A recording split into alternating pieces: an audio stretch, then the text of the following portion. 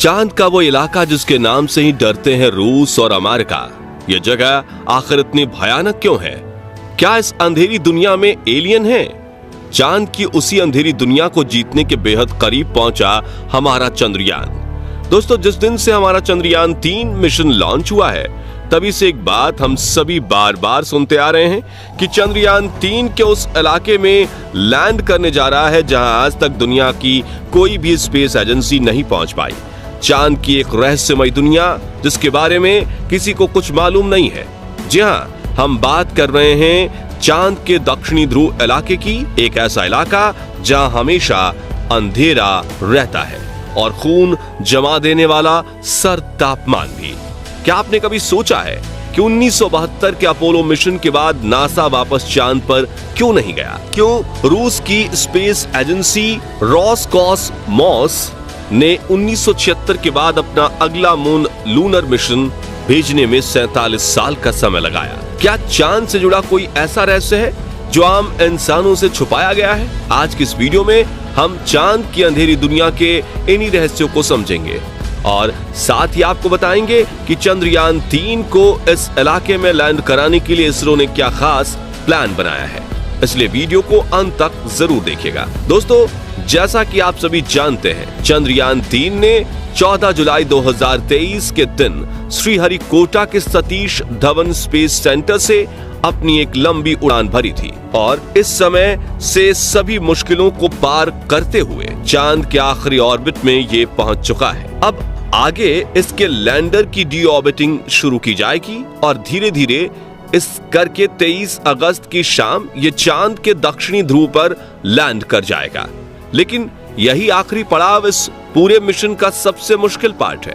यहाँ तक हमारा चंद्रयान 2 भी इसी स्टेप पर आकर फेल हो गया था। लेकिन सवाल ये उठता है कि चांद की दुनिया इतनी खतरनाक क्यों है? आइए इसे थोड़ा गहराई से समझते हैं।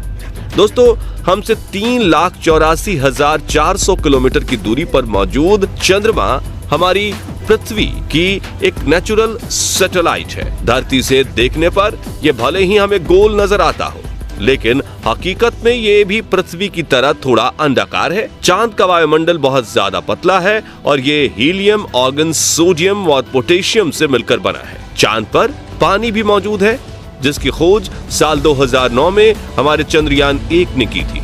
लेकिन ये पानी पृथ्वी की तरह लिक्विड फॉर्म में नहीं है, बल्कि चांद पर यह बर्फ के छोटे छोटे कणों में मौजूद है। आपको शायद इस बात पर यकीन ना हो, लेकिन चांद हमारी नींद पर भी खास असर डालता है और ये बात एक रिसर्च में साबित हो चुकी है। दरअसल आज से 10 साल पहले स्विट्जरलैंड के बेसल विश्वविद्यालय में यह खोज की गई थी कि अमावस की रात लोग ज्यादा गहरी नींद सोते हैं, जबकि पूर्णिमा की रात उन्हें नींद इतनी अच्छी नहीं आ पाती। अब इसकी वजह क्या है, ये सवाल अभी भी वैज्ञानिकों के लिए एक रहस्य बना हुआ है। आपने बहुत बार ये सुना होगा कि चांद पर बड़े बड़े गड्ढे मौजूद हैं, लेकिन इन सभी में सबसे ज्यादा बड़े और गहरे गड्ढे चांद के दक्षिणी ध्रुव पर हैं। साथ ही इस इलाके में गड्ढे की गिनती भी सबसे ज्यादा है। आप ये जानकर हैरान हो जाएंगे कि चांद के दक्षिणी ध्रुव पर एटकिन बेसिन नाम का एक क्रेटर यानी गड्ढा है जो चंद्रमा का सबसे बड़ा गड्ढा है। इस गड्ढे का व्यास 2500 किलोमीटर और गहराई 8 किलोमीटर है, यानी इसके अंदर एक के ऊपर एक 110 कुतुब मीनार खड़ी हो सकती है। और ये सिर्फ चांद ही नहीं, बल्कि हमारे पूरे सोलर सिस्टम का सबसे बड़ा गड्ढा है। दोस्तों, चांद की दक्षिणी ध्रुव ऐसी ही खतरनाक गड्ढों से भरी हुई है। इन गहरे कुओं में करोड़ों साल से सूरज की एक किरण तक नहीं गई है। ऐसे में कोई नहीं जानता यहाँ कौन से रहस्य छिपे हुए हैं। वैज्ञानिकों का अनुमान है कि चांद के इन गड्ढों के नीचे बेशुमार पानी छुपा हो सकता है, या फिर हो सकता है कि यहाँ हमें कुछ ऐसा मिल जाए जिससे ये पता चले कि दूसरे प्राकृतिक संसाधन जैसे सोडियम, मरकरी, मीथेन और अमोनिया वगैरह का खजाना यही है। लेकिन ये सिर्फ अनुमान है और इसके बारे में निश्चित रूप से कुछ नहीं कहा जा सकता। यही वजह है कि हमारे इसरो के वैज्ञानिक ने अपने चंद्रयान 3 को चांद के इस खतरनाक इलाके में भेजने का रिस्क उठाया है। लेकिन सवाल ये उठता है कि रूस और अमेरिका तो आज से करीब 50 साल पहले ही चांद पर पहुंच गए थे, फिर उन्होंने चांद के इस इलाके को खोजने में दिलचस्पी क्यों नहीं दिखाई? क्या इसके पीछे कोई ऐसी वजह है जो हमसे छुपाई गई है? असल में दोस्तों, इस विषय पर दुनिया भर में कई कॉन्स्पिरेसी थियरीज मौजूद हैं, जिसमें कुछ थियरीज को खुद नासा के एस्ट्रोनॉट्स ने ही जन्म दिया है। 1969 से 1972 के बीच अपने अपोलो प्रोग्राम के तहत नासा ने कुल 12 एस्ट्रोनॉट्स वैज्ञानिकों को चांद पर भेजा था और उनमें से कई एस्ट्रोनॉट्स चांद की इस अंधेरी दुनिया के बारे में हैरतअंगेज खुलासा कर चुके हैं। कुछ ने तो चांद पर एलियंस के मौजूद होने की बात भी कही थी और लोग कहते हैं कि नासा ने 1972 के बाद अब तक इसीलिए कोई मून मिशन नहीं भेजा क्योंकि उसको चांद की दुनिया की ये गहरे राज पता चल गए थे। हालांकि नासा की तरफ से इसकी वजह दी गई कि चांद पर ऐसा कुछ नहीं है जिसकी खोज की जाए, इसलिए वो अब इस मिशन पर और ज्यादा पैसा बर्बाद नहीं करना चाहता।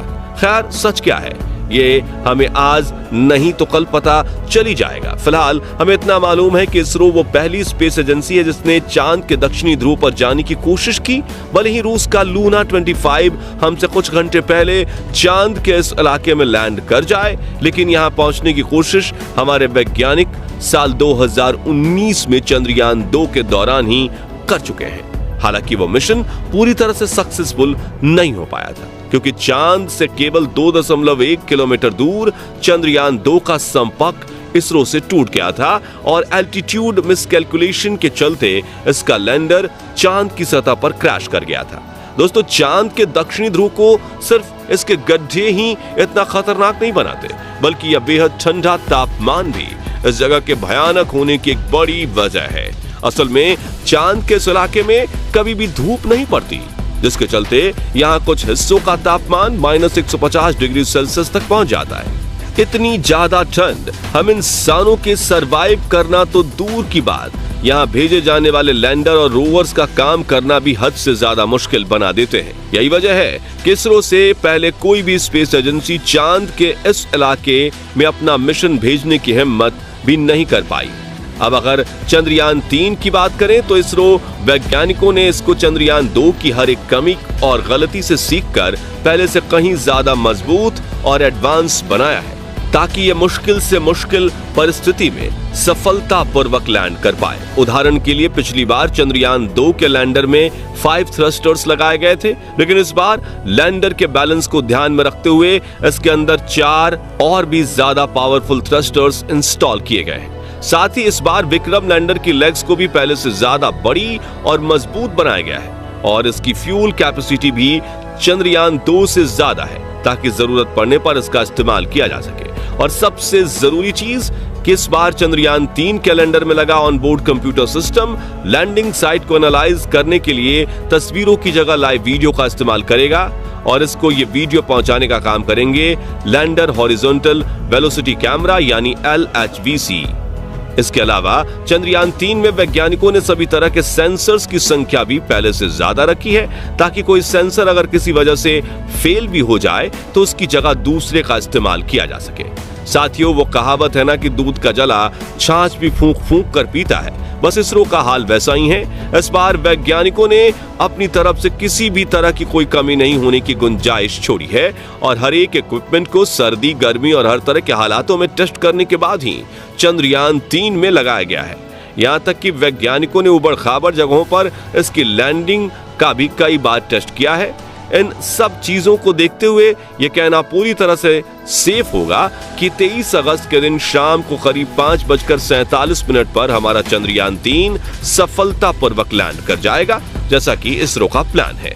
वैसे दोस्तों, आपको क्या लगता है, इस बार इसरो अपने मिशन में कामयाब होगा या नहीं? अपना जवाब हमें कमेंट के माध्यम से जरूर शेयर कीजिएगा। बाकी हमारी आज की इस वीडियो में बस इतना ही। वीडियो अच्छी लगी हो तो इसे लाइक शेयर जरूर करना और अगर आप चैनल पर नए हैं तो चैनल को सब्सक्राइब भी जरूर करें